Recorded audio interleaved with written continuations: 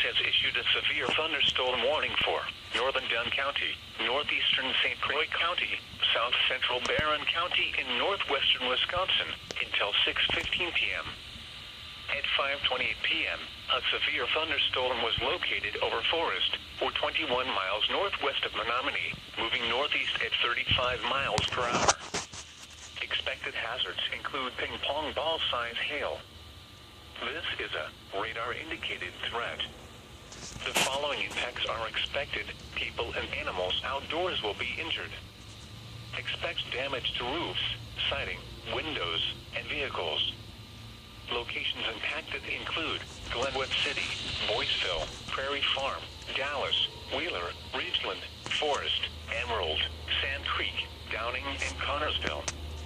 Prepare immediately for large hail and deadly cloud-to-ground lightning. Seek shelter inside a well-built structure. Stay away from windows.